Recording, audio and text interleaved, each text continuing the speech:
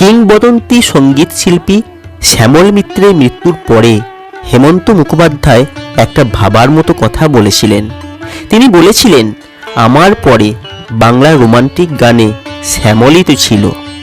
কথাটা সত্যতা নিয়ে খুব যে ভাবার আছে তা কিন্তু নয়, কারণ 1955-56 থেকে 1965-66 অবধি বাংলা রোমান্টিক গানে শ্যামল মিত্রের জনপ্রিয়তা ছিল প্রায় হেমন্ত মুখোপাধ্যায়ের সমতুল্য।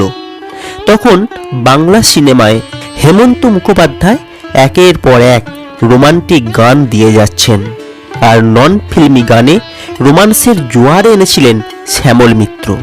কীরকম জোয়ার সে কথায় পরে আসছি।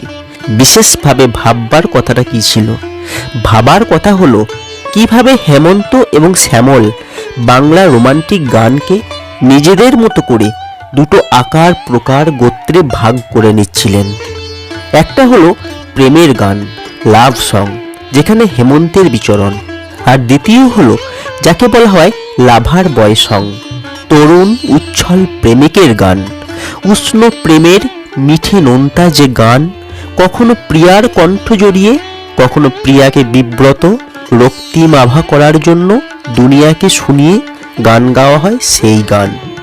এই দ্বিতীয় ধারার পত্তন হয়েছিল শ্যামলের গায়কিতে, এবং এই গানে তার কোনো চ্যালেঞ্জার কখনো তৈরি হয়নি। এই লাভার বয় সঙ্গের পাশাপাশি সেই সময়ে তিনি এমনও দিন আসতে পারে, কিংবা আমি তোমার পাশে যেমন আছি, কিংবা ধরুন যদি ডাকো এপার হতে, এই রকম গভীর অনুরণন এবং চোখের জলের প্রেমের গান তিনি রেকর্ড করেছেন। 1952 সালে সুধীরলাল চক্রবর্তীর মৃত্যু হলে তার মৃত্যুর স্মৃতিতে তিনি গেয়েছিলেন স্মৃতি তুমি বেদনা। এ তো গান নয়, এ যেন গুরু প্রণাম। লাভ সং এবং লাভার বয় সঙ্গের বিলিতি চেহারাটার দিকে একটু চোখ ফেললে ভালো হয়। শ্যামল মিত্র যে প্রেমিকের গানের ধারার সূচনা করলেন তার কোথাও বিদেশি ছাপ নেই, পুরোটাই তার নিজস্ব ধরন, নিজস্ব বলন, গায়ন। আর এই ধরনটি 50 এবং 60-এর দশকের বাঙালিকে পাগল করে ছেড়েছিল। 50-এর দশকে শ্যামল যখন জনপ্রিয়তার তুঙ্গে, তখন জলসা আলো করার মতো এক রম্য রোমান্টিক উপস্থিতি ছিল তাঁর। টিকালো নাক, কোকড়া চুল, ভাসা ভাসা আয়ত চোখ এবং আকর্ষক মাজা গায়ের রঙের সঙ্গে ব্যক্তিগত সম্মোহনে কাজ করত একটা গম্ভীর অনুনাসিক কণ্ঠধ্বনি। শচীন দেব বর্মনের মতো তার ন্যাজাল টোনের একটা জাদু ছিল।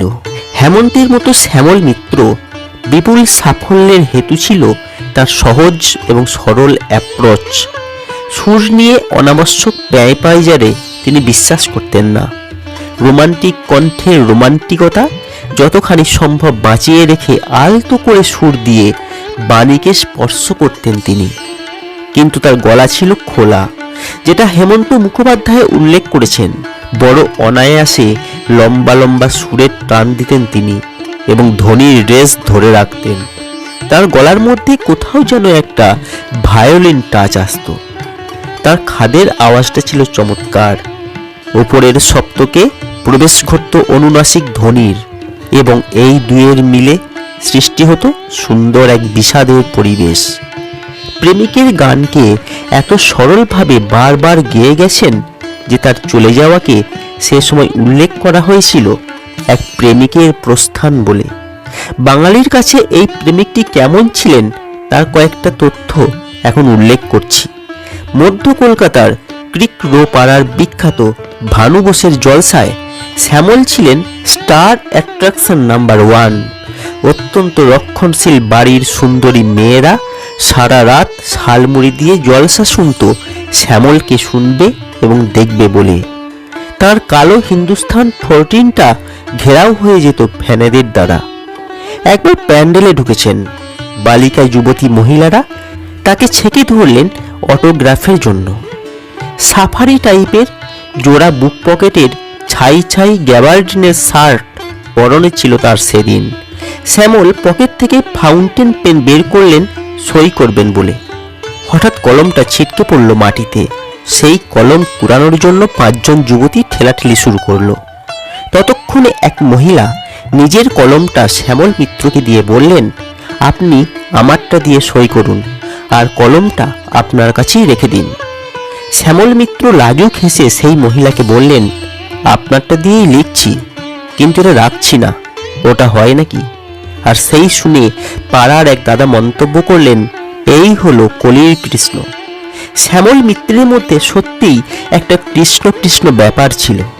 স্টেজে বসলে তিনি জানতেন অডিয়েন্স তাকে তাড়িয়ে তাড়িয়ে দেখছে এবং গিলে খাচ্ছে। তার সুরে গান করা এবং অনুরাগিনী বনশ্রী সেনগুপ্ত যেমন বলেছেন, অঙ্গভঙ্গির কোনো ব্যাপার ছিল না। কি সুন্দর মুখ নিচু করে শুধু গানটায় ডুবে থাকতেন। তার রোমান্টিক স্টাইলের অঙ্গ ছিল ওই বিশেষ ভঙ্গিটা।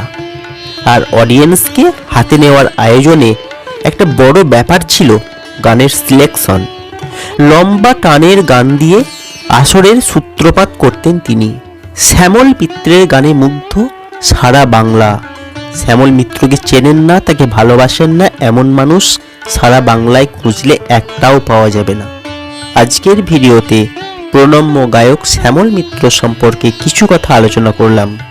কেমন লাগলো আজকের এই ভিডিওটি কমেন্ট করে জানাবেন। যদি ভালো লাগে লাইক করবেন, শেয়ার করবেন আর অবশ্যই চ্যানেলটিকে সাবস্ক্রাইব করবেন।